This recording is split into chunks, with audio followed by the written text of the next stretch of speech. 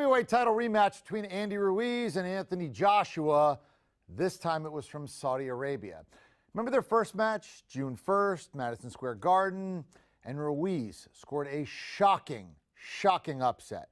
Now it was Joshua with a chance to redeem himself. Let's take a look how it went down. Here we go. Now, Joshua, the Olympic gold medalist, looking to get back those titles. Meanwhile, Ruiz, he was a 15-1 underdog in that first fight. More than a 2-1 dog in this one. Late first, Joshua lands the nice right hand, opens up that cut on the left eye of Ruiz. If the bodies look a little different, well, one guy gained 15 pounds, one guy lost 15 pounds. I'm not even going to bother to tell you which is which. I think you can tell. All right. Then, see that late round 4, comes off with some power punches, fires off a few there. And then round 7, Joshua with the big right hand. Ruiz firing back. Round 9, they're mixing it up. Head, body, head again. You know, Joshua's sort of in control pretty much throughout here. He wins by unanimous decision. He regains the IFB, IBO, and WBA titles. All right, Brian Campbell is our guy. He's the man.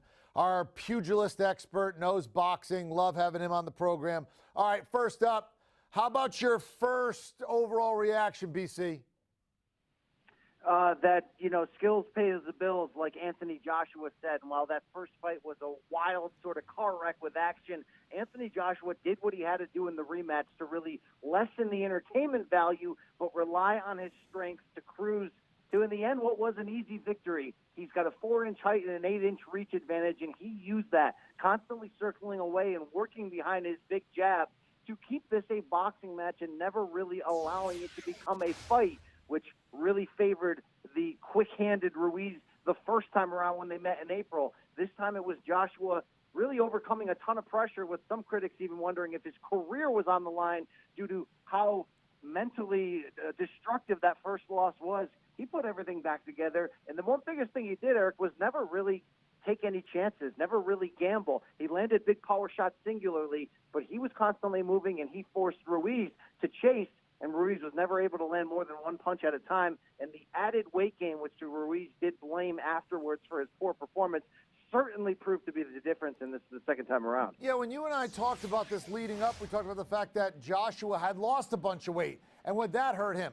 Well, when you couple that with the weight gain of Ruiz, boy, they look like different guys this time around. Talk more about, were you disappointed? Did you understand? Did you think it was intentional? Did you think this was just a guy who was cashing in? What did you think about the weight gain and Ruiz's physique in this one?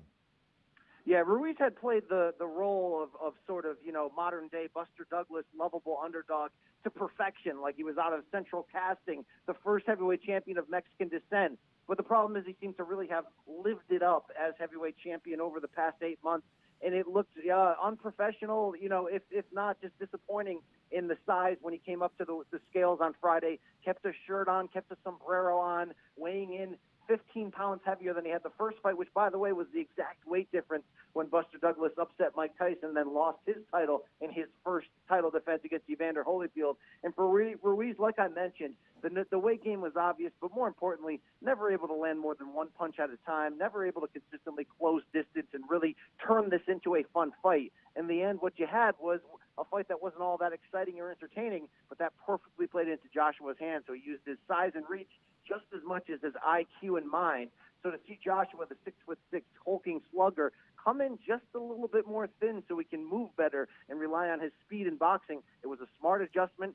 And for the second time, Anthony Joshua has control of this heavyweight division with 3 of 4 titles around his waist.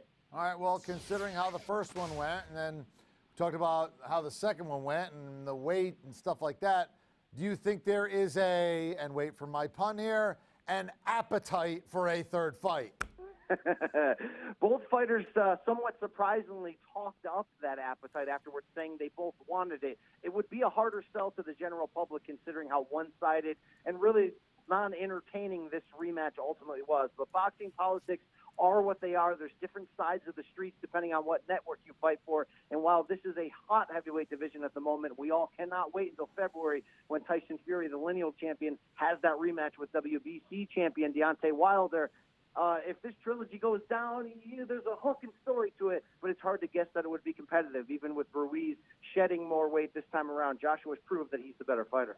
Brian Campbell, you're the best. Thank you so much for your perspective. Thank you. All right, you want more BC? You need more BC? We've got more BC. That's right. Brian Campbell, State of Combat. That is your podcast for all things boxing, wrestling, MMA.